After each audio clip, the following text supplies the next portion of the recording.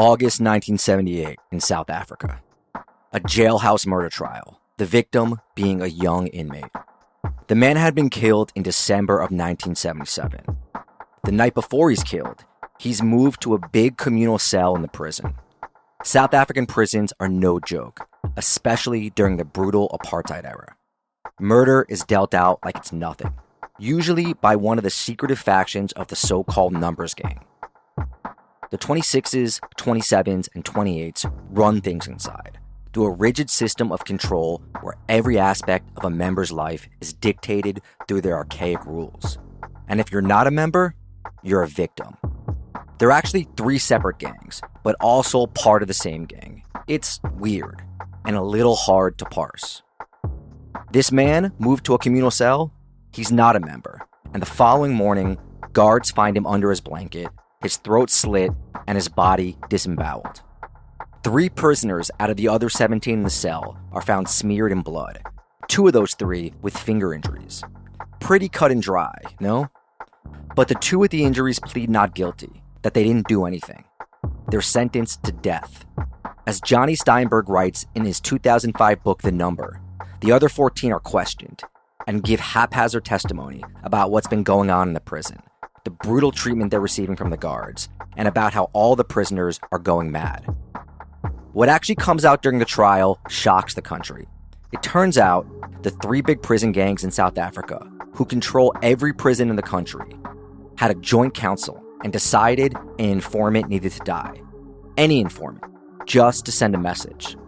This young man was said to be spying on them, so he had to be killed. All the testimony given by all the witnesses and other inmates during the trial, it's all been scripted and dictated by the numbers gang's leaders. They exercise total and complete control over everyone. They didn't just decide who was to die. They decided who would kill him, who would testify, what they would say, down to the word. So total is their control, so brutal the punishment for disobeying them, that everyone must listen.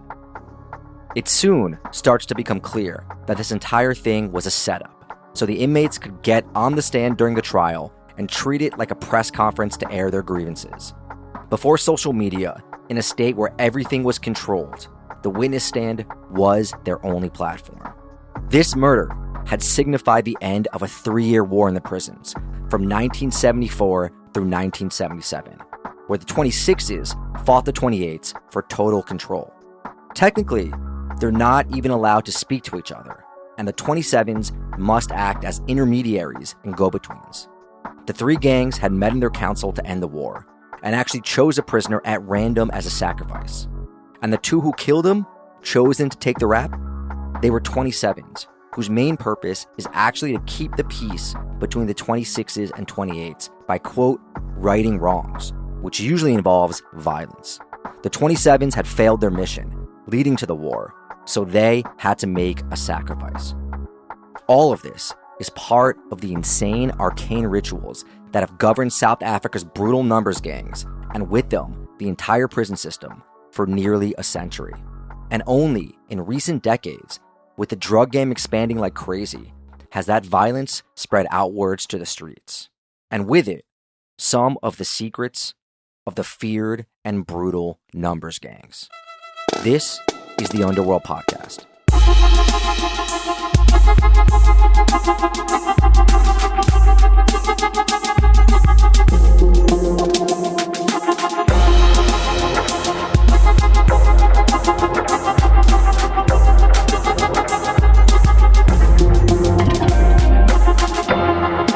Welcome back to the Underworld Podcast, a journey through the international underworld and the criminal elements that operate in it around the globe, from past, present, and future.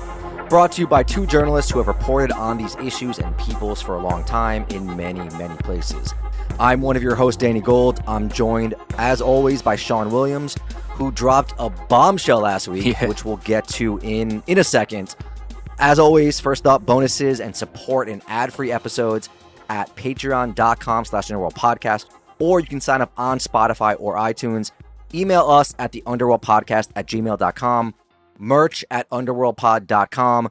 Shirts, mugs, and all that. We've heard all the complaining. We're going to have less ads. And come Christmas, Sean is just going to have to explain to his child that the reason he only got a single sock as a present is because some guys who get a free show complained about having to listen to one more ad about, I don't know, a meal kit or whatever so much. They complained so much and so annoyingly that we just gave in. So I don't know. Good luck, Sean. Hope he understands that. I'm sure. I mean, he's going to learn about all kinds of cool things now. I'm going to teach him freeganism, homemade clothing, how to make a home from scrap metal, how to process a divorce paper. Yeah, it's gonna put hairs on his chest. Also, big story, well timed to our last episode. I think it came out the night before the episode dropped. Former President Duterte was rounded up and arrested by the ICC. Sean, I mean, you were just in the Philippines working on this story. Did you have any idea that this was coming? None at all, which means possibly that it was kept a really good secret, or that I'm not a good journalist. But I've got a dispatch out for New Lines magazine from Davao, which is like the city where Duterte's from, if you listen to last week's show. And everyone there was like, well, it might happen in like 6 to 12 months. If it happens at all, not sure they've got the metal for it. But he's actually, this is one thing that I don't think has been reported in the news yet. He's still running to be mayor of that city. And he probably will like run for that vote in May, like in a cell in The Hague, which actually for the Philippines is not the weirdest one, because they've got a guy who's like a religious cult leader who's actually in prison right now and is running for office. And that's not against the rules in the Philippines. So that is pretty wild. America's greatest mayor, Buddy Cianci, I'm pretty sure he either ran while he was still in locked up, or he had gotten off and then ran and won. That's good. And he's America's greatest mayor of Providence, Rhode Island. So, you know, we can't really criticize if Duterte's still running, even though he's being prosecuted for whatever it is, crimes against humanity. Yeah. Speaking of crimes against humanity, I am back from Mexico, which was wonderful, Oaxaca. But wild news out of there. First off, they found a death camp, which maybe we'll get into in a bonus. Really just horrific stuff. And also near where I was, 9 quote unquote students got found murdered with their hands cut off, which gruesome. But a later story emerged that was actually, it was a gang of thieves that had received permission to ply their trade in a vacation town an hour from where I was called Hutalco. Permission from a guy who did not run that area. And the gangs controlling that area, I'm not sure which cartel or if they're just cartel affiliated.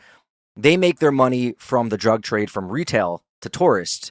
So they do not like people going in that area and causing mayhem, making it feel unsafe for tourists. So they unfortunately got dealt with in a very rough way. It is rough out there. Yeah, so what you're saying is Sharia law is okay if it's in Mexico. Yeah, I'm just saying that you know, the cartels, they actually work very hard to keep the tourist areas safe. I mean, there's been some... Yeah, that's where they're making their money, right? Well, in retail sales, right? And they're washing their money, even though that area doesn't have a lot of resorts. That was the big thing with Cancun and Playa del Carmen and Tulum. There was some violence kicking off there 7 or 8 years ago, and it was unheard of because they don't want to threaten those areas. And then Acapulco, which used to be the tourist destination 20, 30 years ago, fell prey to a bunch of different gangs because there was no controlling cartel, and that sort of went downhill as well. But generally, both the government and the cartels want to protect tourist areas. So what I'm trying to say is, go to Oaxaca, man. It's awesome. I mean, the city, Oaxaca City is great. The coast is amazing.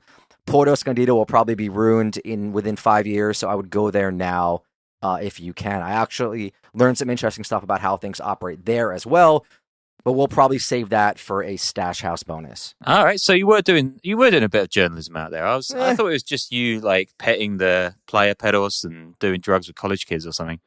Didn't do drugs, did drink a lot of mezcal. So, you know, we do grow up. We do grow up. Okay, South Africa.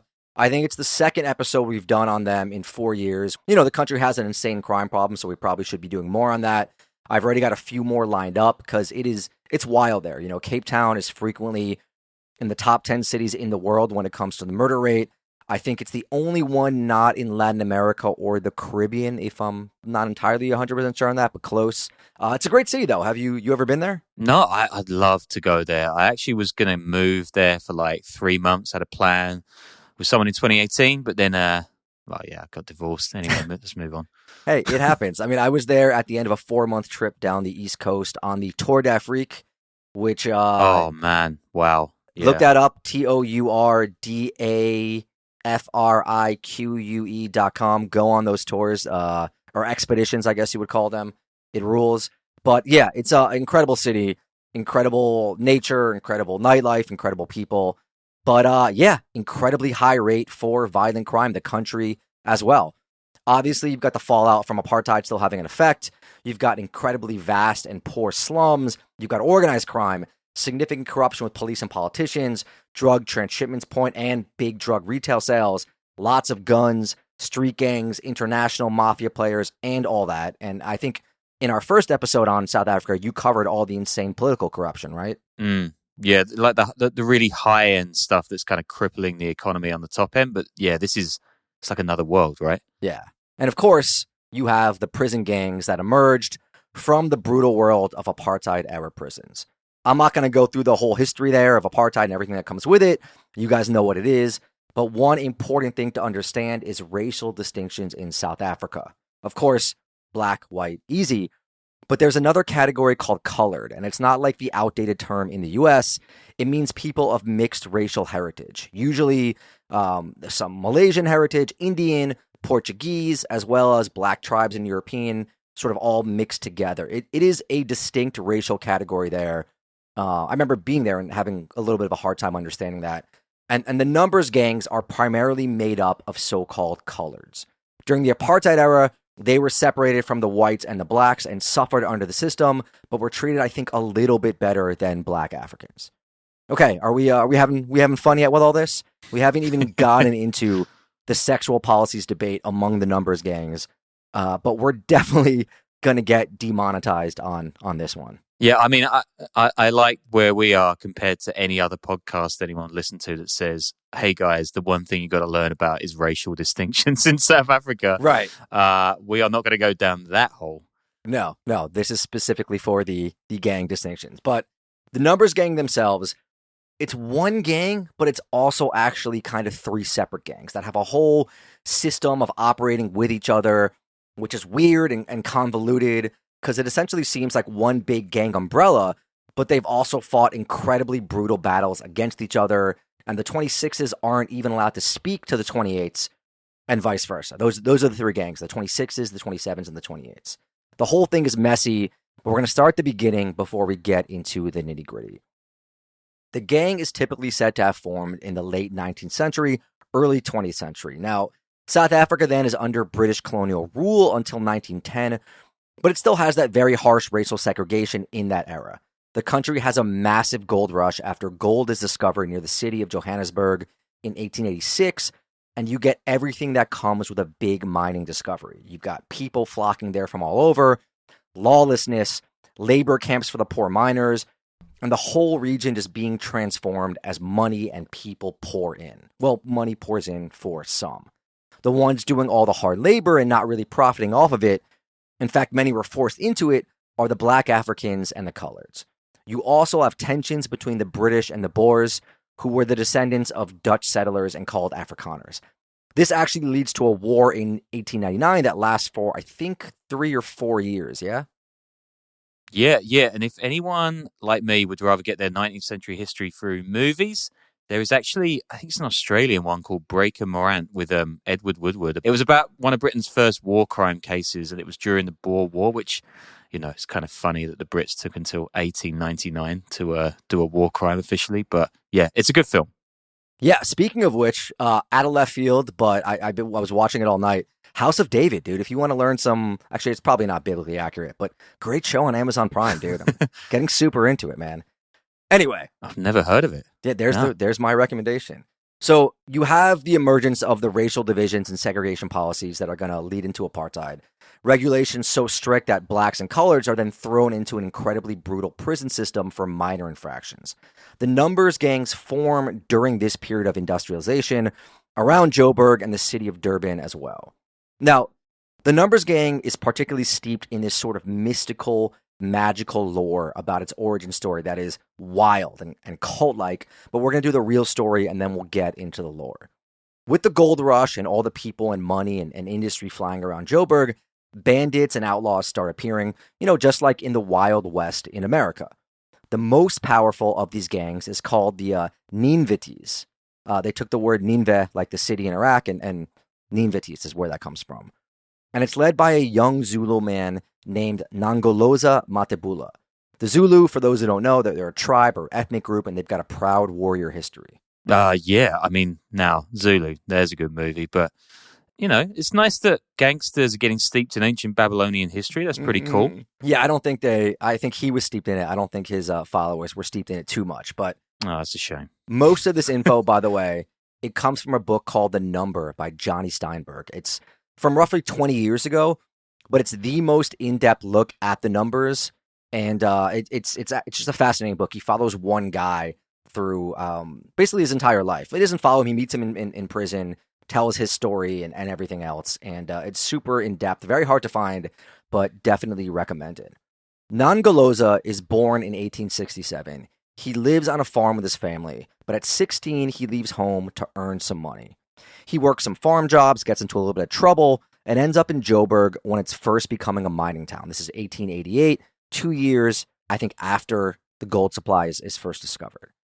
He gets involved with a small gang of robbers.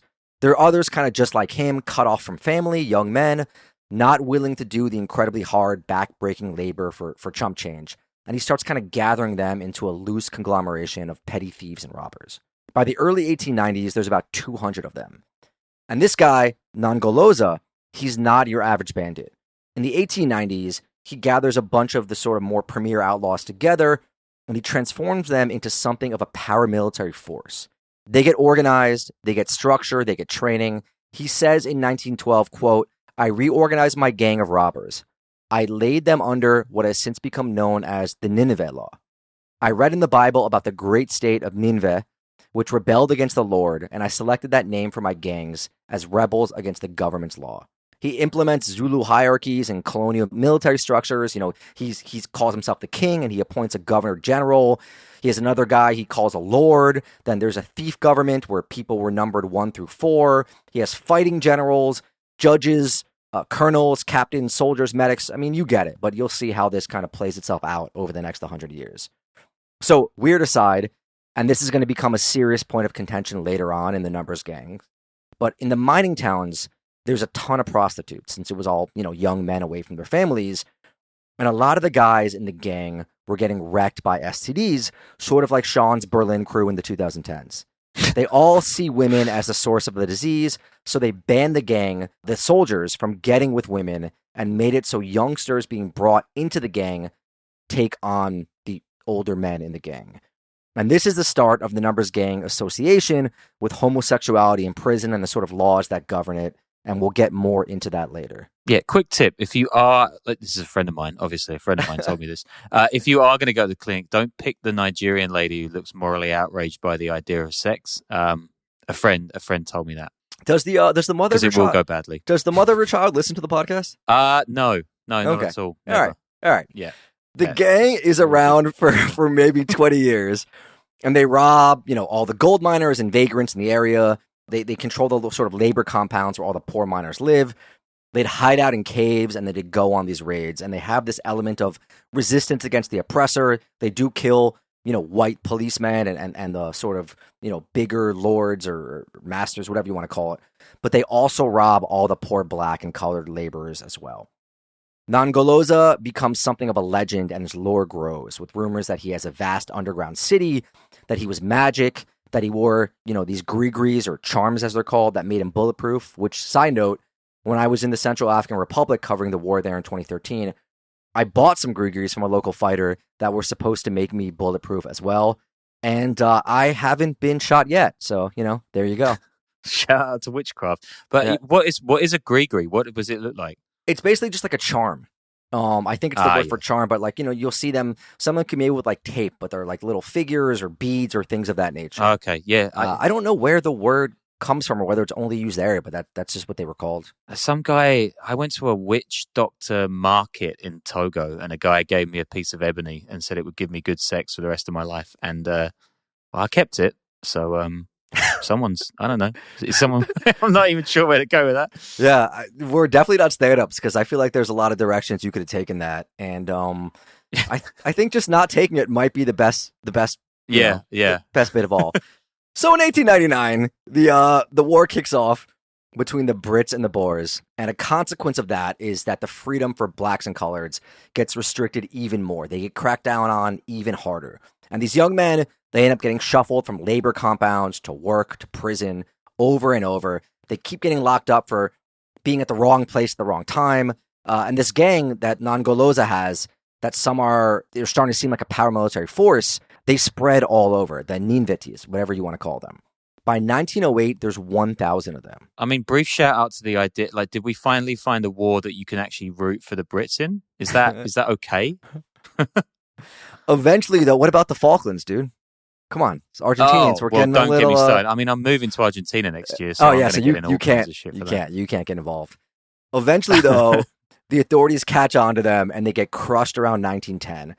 Nongoloza, he's able to slide away, but a bunch of other leaders get thrown in prison. They form offshoots. They build up as during this period, again, you have thousands of these young men being thrown in prisons, usually for, like I said, very minor infractions. And it's the perfect breeding ground for gangs to shape up. Interestingly, their leader ends up becoming a warder, what South Africans call a prison guard, and renounces the gang before basically vanishing, knowing what happened to him, despite being seen as a god in the prisons. And he dies in 1948, a poor man. Yeah, that's pretty weird. Yeah. But the structures he built, all these positions, these judicial wings and divisions with soldiers and all the ideology, it still exists till this day. They really sort of established these gangs to deal with the severe, brutal circumstances in these prisons. You know, it was apartheid, and these prisons were completely locked off. The state controlled everything, and it was brutal on the outside. So you have to imagine what it was like in these prisons. And all three gangs, the 26s, the 27s, and the 28s, they tell these stories about their leader, Nongoloza, and they have this mythical cult-like lore, which we'll get to in a minute. They differ, though, in what those stories sort of are and some of the details, but all of them has him as a godlike bandit outlaw who fought the battle against the whites and the government. The actual mythical tale is lengthy and confusing, but I'll try to do an abbreviated version here. The gangs essentially treat this like a religion's founding, and this is their Old Testament, New Testament, Torah, Talmud, Quran, all in one. So in most of the tellings, Nongoloza is a migrant worker, and so is a man called Kilikijan, and they're looking for work in the mines when they meet an ancient nomadic seer, a man of wisdom. He tells them not to work in the mines because the conditions are so bad, and instead to rob gold from the whites and the migrant workers themselves. And he teaches them how to do it, and they each get some new recruits to help them and follow them. The two bandit leaders work separately, Nongoloza at night and Kilikijan during the day. At one point, the seer tells them to go buy a steer at a farm, but the man at the farm refuses to sell it to them. So they kill him, and they steal the animal, and they chop it up, and the seer tells them to drink the blood. It just got so. I was like, oh, this is actually sounding like a nice little fairy tale, and then that happened. Only Nongoloza is able to drink the blood. Kilikijan can't, and the 27 say this is when Nongoloza gets diseased, while the 28 say that the fact that Nongoloza can drink the blood makes him like the man. Also, they use the hide of the animal to write down their laws, their gang constitution. Somehow it gets cut in half. I think the 28s only get half the laws, or the 27s only get half. It's something like that, but it's all like this incredibly weird fable. Convoluted. Yeah. One day, both groups are supposed to work together, but Nongoloza says he's sick and stays behind, and when the others return, they find him having sex with a man. This causes this big split, with the 27 saying it's wrong, and the 28 saying it's okay because the minors are separated from the females anyway, so they're all doing it. And this is when they kind of split. They go their own way. Nongoloza with 8 men and Kilikijan with 7, which is supposedly where the 28s and the 27s come in. Yeah, that's surprising. Like the split in the German neo-Nazi movement. Not like I've been reading non-stop articles about that recently. Was Himmler okay because he was gay, or was he bad because he was Nazi? Or I don't know. Wait, I'm what? confused about the moral of this tale. Is it to drink blood and you'll turn gay? I guess vampires. How does this have to do with what you're? You know what? I don't need to know. I don't know. I'm just like, this story is quite strange. Yeah, it is. At some point later on, Both Nongoloza and Kilikijang end up caught and in the same prison around 1907, 1908. While they're in prison, a group of 6 non-gang affiliated gamblers arrive in the prison. And these men are very talented hustlers. Both men want them to join their respective gangs. Nongoloza tries to get them into the 28s, but Kilikijang warns the men that if they join him, he's going to take them as sex slaves. So those 6 gamblers, they decide to form their own gang. They're allowed to, and that's called the 26s. Everyone got it so far? Just about, yeah. Yeah, okay, so that's likely entirely made up, right? Yeah. I mean, is it not true? Is that actually just a story? But it is the gang. It is the gang lore, and the gang members take it very, very seriously. I think they believe that it's 100% true. And the rules they have because of this, they're very archaic, and they dictate literally everything they can and can't do in prison. Everything. It's legitimately the strictest code of conduct I've ever seen, to the point where it seems like every facet of their lives is regulated. And the numbers, they have very distinct divisions. The 26s, they're the money men. Their job is to scam, steal, deal, fraud, smuggle, do whatever they can to get money and goods in prison, tobacco, currency, food, and all that. They're responsible for gathering supplies, drugs, everything like that, and they must share it with the 28s. They're not the warriors or the violent ones. They are not allowed to use violence. They are also not allowed and do not believe in having sex with other men in prison, which the 28s do, and that's a big dividing line. They're also not allowed to speak with the 28s and vice versa. That's for the 27s to do. The 27s are the intermediaries, and they're also like the judges of both the 26s and the 28s. They set the rules. They pass judgment on who violated what. They're supposed to be the most violent, and they are the fewest because it's the hardest life. You have to take blood, as they call it. You have to stab guards if judgment is passed down, or you have to stab a random prisoner, which is kind of crazy. Like every judgment I read about or learned about with the numbers gang, it's like, okay, the punishment is you have to stab a guard. Okay, the punishment is you have to stab a different prisoner. It's just like that's always the punishment. It's just stabbing someone not in the gangs.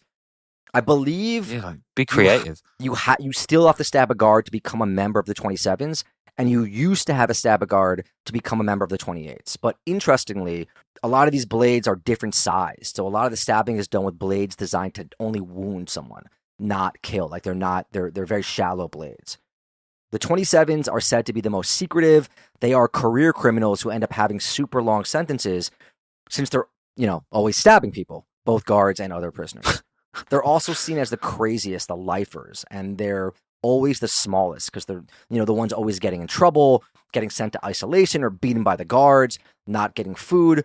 So it commits them to a life in prison of being beaten and solitary, and only the most insane believers become 27s.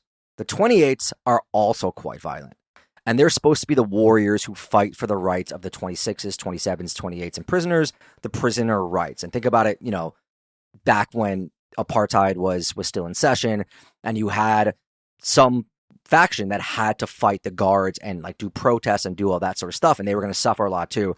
That's where the 28s came in. This was and is still a really big deal.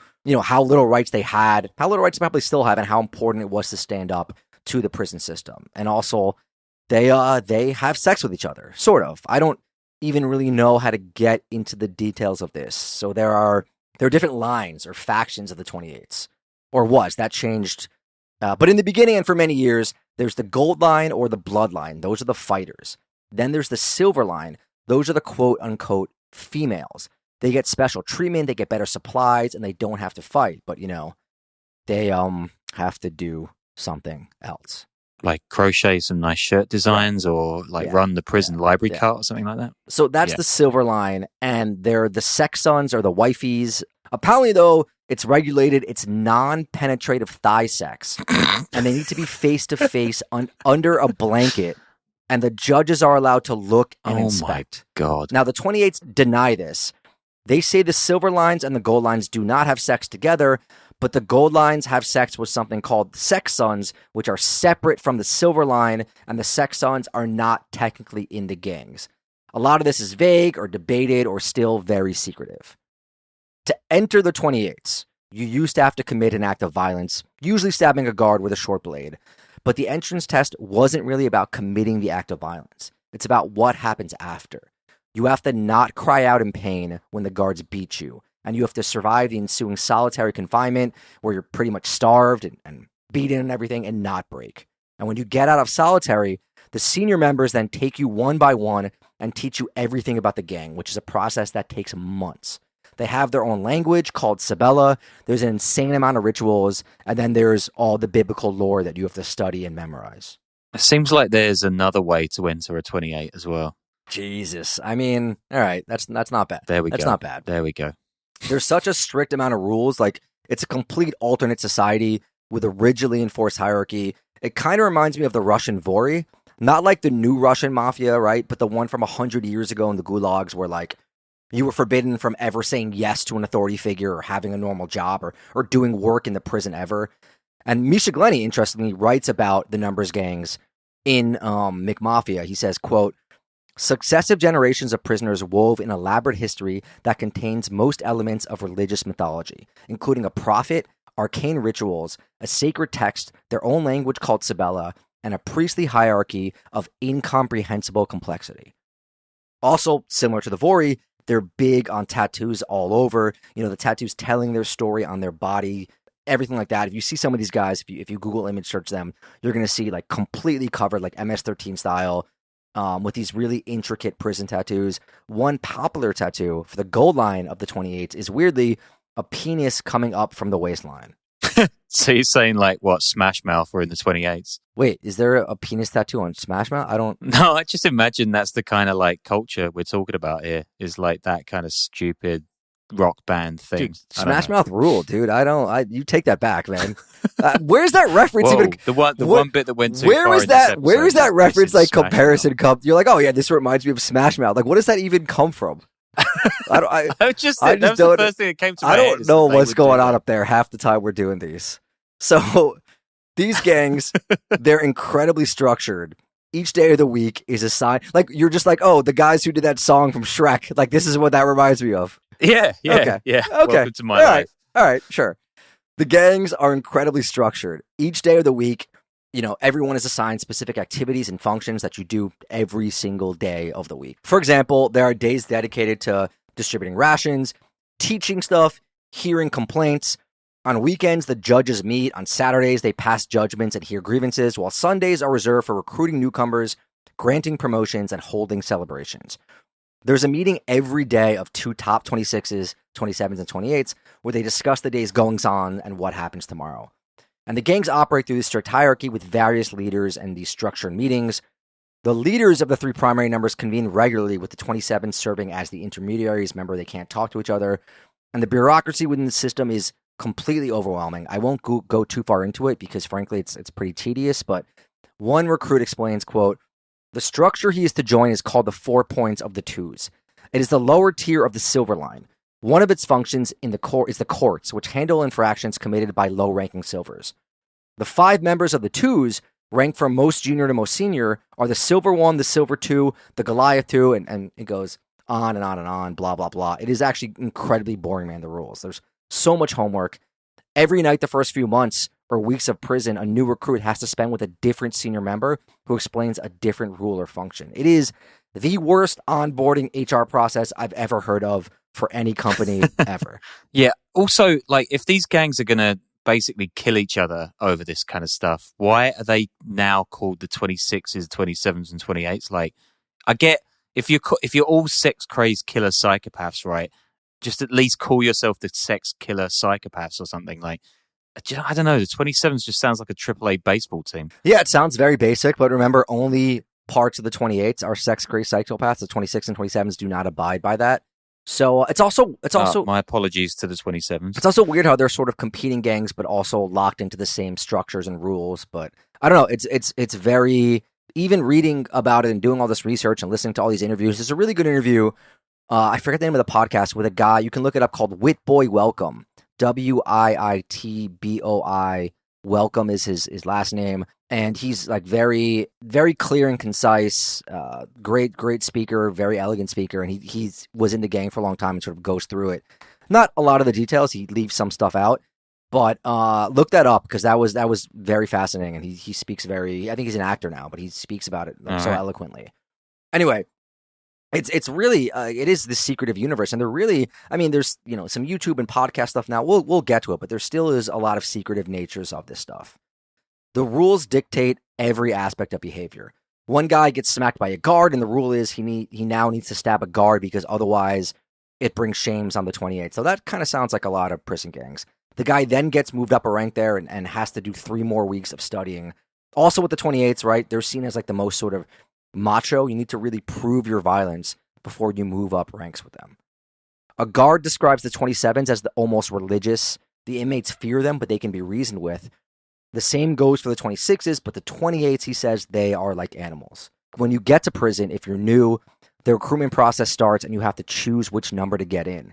And if you claim to be in one of the numbers already, you get tested. You're asked who you are in Sabella. If you're 28, you say you only work by night. And you're Nongoloza.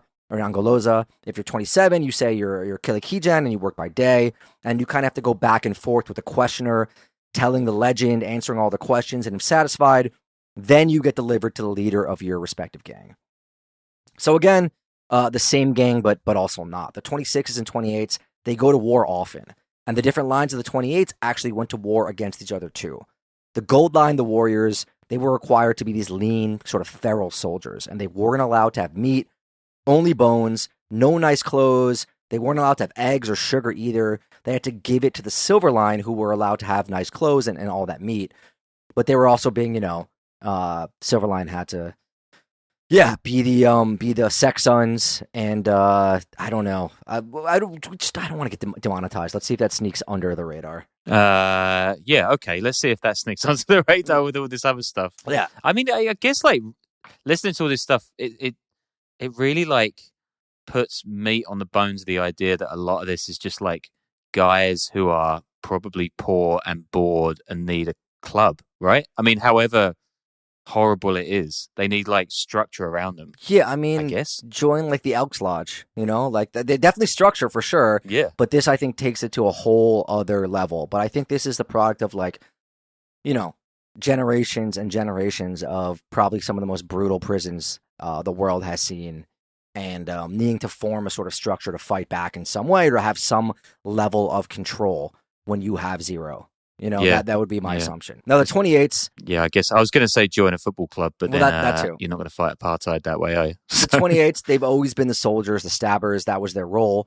But a bunch of 28s get hung for murders in the prison one year in the mid-'80s, and they decide they need to slow down with the stabbings because it's just too hard, which they do. Then they start to feel they might lose their place or the respect, and the Silver Line would take over. And the Silver Line starts complaining that the Gold Line is not doing their jobs. The Gold Line complains about the Silver Line being greedy with the food, and the Gold Line now decides that they need to start getting the food they wanted again, the eggs and the meat and the sugar and all that. The Silver Line refuses, and the Gold Line then declares war on the Silver Line. The Silver Line, they were seen as like soft, fat, weak. Remember what their role is. But they go on the attack, and they stab the crap out of the Gold Line. The war spreads to all the prisons in South Africa. All the hospital beds in them are overflowing. Then the 27s, the judges, they tell the 26s to back the Silver Line in the internal war of the 28s. The Gold Line ends up surrendering, and the Silver Line lays out their terms. They close the Gold Line, and they fill the ranks of the 28s hierarchy with Silver Line members. And then they decree that there's no more stabbings required to join the 28s. I think they basically do away with the Gold Line. I think now only the 27s require taking blood. But the new rule is that to join the 28s, the initiation, instead of stabbing, you need to have sex with a senior member. Said one soldier, quote, "We did the most stupid, corrupt, fucked up thing. We declared war on them for raping our junior members. And when we won the war, we raped in turn. We said, you can only join the number if an officer F's you." He also adds, "We lived a life of animals in prison, so we became animals." Yeah, I think we're going to get demonetized here. Yeah, I hope our advertisers don't listen to this episode. That year, 1987 becomes the dividing line for many of the 28s, with some of the old guard also losing faith in the number, saying it turned and twisted into a new thing. And as apartheid begins to crumble in the late 80s and then ends in the 90s, and South Africa opens up to the rest of the world, things are going to change drastically. So, like I said, these gangs are very, very secretive for generations. There's a couple of academic papers on them, but this book, The Number by Johnny Steinberg, that comes out in 2005, it really sort of brings to light and publicizes what they were about. Around then, too, you had Ross Kemp, of course, doing a doc a few years later inside South African prisons. And nowadays, you have these former members on the podcast circuit, right, on YouTube shows and all that. And there's more and more of them out on there. And a big reason for that is what happens next. And this has to do with South Africa's many, many super violent street gangs. And this is according to Mark Shaw, who is probably the go-to guy on South African crime, someone I should definitely interview, and the author of the book Give Us the Guns, which I used for part of this research. A lot of street gangs in South Africa form under apartheid in the 50s and 60s. He calls them corner store gangs, right? Your usual, exactly what you're thinking, hanging out on the corner, kind of forming as like community self-defense of sorts, but also doing the usual protection rackets. And this sort of alternate form of government where apartheid left a vacuum in these neighborhoods and had no legitimacy, and someone needed to fill it. Also, during these decades, you had the South African government kind of forming these ghettos, right? Bulldozing established areas and transporting people to live in different areas where they knew no one or where there were no homes before, like the Cape Flats, which stretch across Cape Town, which are now known for their many, many street gangs and their violence. During the mid-20th century, the apartheid government used something called the Group Areas Act to forcibly remove non-white residents from more central and affluent areas, such as District 6, and relocate them to the Cape Flats. This turns the area into like this densely populated and underdeveloped region, a slum basically, with limited infrastructure, housing, and very few economic opportunities. And now I guess you see how we got the movie District 9, which was a play on that. Yeah, that was a weird one, man. Chappie. Remember that? Remember that guy? Yeah. Wait, was that movie or is that a different one? No, wait a minute. Yeah. Is Chappie? Yeah, I think that is that. Yeah, I think it is that one. Yeah, right? I think so. So these petty street gangs, they're forming up, and almost similar to how Jamaican gangs got their language and some style and notions from American Western movies, these gangs pick up on stuff from American mafia movies. One gang of hustlers in the city of Durban calls themselves the Young Americans. They drive American cars, they dress flashy. Some of them move to the Cape, and another gang called the Ugly Americans rises up to fight them off. They eventually join forces, and we get a super gang called the Americans. They use a lot of U.S. symbols, bald eagle, Statue of Liberty, all that. And rising up to compete against them is a different super gang called the Firm, which interestingly uses a lot of British symbols and stuff like that. Nice, I like them. Anyway, as apartheid is falling apart, there's chaos and war in the country. The gangs are starting to get more opportunities. And this is going to come back around to the numbers gang and the prisons. The Americans then are led by Jackie Lonti, who apparently is the guy who brings crack to South Africa after seeing it in Brazil, and he was fond of using the kids of rich Indian Muslim families as drug mules, who he would then also hold ransom. He's like the George Washington of gangland here, a visionary, and he gets the Americans to be the main suppliers of weed and a drug called Mandrax, which is a pill that was super popular in South Africa, and it was smoked. And here's a description, quote, Mandrax, or methaqualone, a powerful sedative hypnotic drug originally developed in the 1950s as a sleeping aid and muscle relaxant, was widely prescribed under brand names like Quaaludes in the US and Mandrax in South Africa and other parts of the world. Side note, I'm just really sad I never got to try Quaaludes because they look like a lot of fun. Have you ever? Yeah, I mean, Wolf of Wall Street made them look great. They just look like a good time. They sound like a good time. So those drugs are being widely prescribed. There's also illicit labs producing it. It gets super popular there, especially within the non-white neighborhoods. Some allege conspiracies involving the government allowing that to happen. Mandrax kind of changes everything, right? It gets so big in the 80s, and it was these small little blue pills. They called them buttons. So easy to sell, easy to transport, easy to smuggle, even into prison. And it creates, for the first time in South Africa, they didn't really have this, drug lords, guys with money on the streets. In fact, Jackie was making so much money, he was driving a Porsche around during the apartheid era, which was unheard of for a colored or a black person. So the drug markets start booming, and South Africa has its first street-side drug lords making bank. And the drug lords, of course, they're going to end up eventually getting sent to prison, just like Jackie does. Now, the prisons had never seen this sort of person before, right? Gang leader, drug lord with major money and power. The number gangs, they've never dealt with this before. And those small pills that are being smuggled into the prisons, of course, many members of the gangs, they're smoking it. They're getting into it. I mean, given what they're up to, probably wouldn't be the worst thing handed a bunch of Quaaludes to these guys. Yeah, might calm down a bit. And Jackie, he ends up being the first one of these drug lords to make this new deal with the numbers, with others following. He gets fast-tracked to high rankings without having to do any of the dirty work or adhere to the ancient customs and rituals because he's got the money. He basically pays for his top ranking in the numbers gang and also offers access to the drugs and jobs for the numbers gang members when they get out. And Jackie has this bright idea of doing something that's also never been done before, which is aligning his gang, the Americans, with the 26s to serve as the outside street gang. You know, he also has some enemies in the 28s from the streets. He essentially does away with like generations and decades of the gang's strict rules. No one had ever bought their way in, and the gang had never had a presence on the streets outside. On the 28s, they eventually align with the other gang, the Firm. Jackie even kind of starts a little bit of a war between the 26s and the 28s, who were at peace at that time, and that continues on the streets.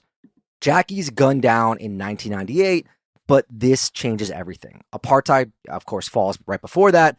Drugs and contraband explode as the country of South Africa opens up to international markets. Guns end up flooding the streets, and the gangs take full advantage. The numbers had never been too much about commercialization or the outside world, but that changes as they're driven by, quote, greater business orientation. So you now have numbers gangs on the streets as the 26s align with the Americans, other little gangs, the sexy boys, the clever kids, and the 28s with other gangs like the Firm, the hard livings, and the mongrels. This, of course, pisses off the old guard of the gangs who see these rituals and everything kind of bastardized. And the old timers, as detailed by Steinberg, they kind of resent how this happens and how the street gangs bought their outside wars into the prison, how all the lore and all the traditions are sort of somewhat done away with. All my dear blood stories gone. I mean, look, the numbers gangs obviously still exist. They still have their rituals. They still are in charge of all the prisons. They still have this sort of secretive nature and all this sort of rigid systems of how they do things. But this was like a big turning point and a big change. And this continues to this day. The street gang sort of intertwining with the numbers and organized crime mafia types and sort of warring all over the country. It's kind of hard for me to differentiate or tell them apart of like when the street gang ends and when the numbers gang starts. I guess you could kind of compare it a bit to how La M operates with Mexican gangs in California, but even that seems like a lot easier to sort of distinguish hierarchies and how things work. For the purpose of this episode, we focus mainly on the numbers and how they came to be, but there's so much to be done with the last 20 or 30 years of gangs in South Africa and how this sort of system and everything has developed, and I definitely plan on doing an episode in the future on those street gangs, the Stanfelds, even Pagad, People Against Gangsterism and Drugs, which was like a sort of Nation of Islam type militant gang that killed gangsters and became a gang themselves. There's all this crazy stuff going on, especially the last few years with the organized crime aspect of South Africa, Liftman and Weinstein, the killings going on there, witnesses, mafia stuff like the nightclub security racket that has seen some truly insane violence. Yeah, it's really, really crazy stuff. I mean, like I said at the top of the show, I did that thing on the Gupta family and the state capture, and some of that has seeped down to that nightclub security stuff. I think there was a case, you probably know better than I do researching this, but there was a case with a guy, I think he's on trial now, or he just went down or something like that. But this is like, the numbers stuff is like another world, right? You could see why people say apartheid never really ended. Yeah, I mean, in those prisons, it's insane. I think the interesting thing too was that I assumed it was going to be mostly the gangs would be mostly made up of Black Africans, but it's actually dominated by colored Africans. And it also switches between different prisons, depending on the makeup and the ethnic makeup. But yeah, I mean, it's a fascinating world.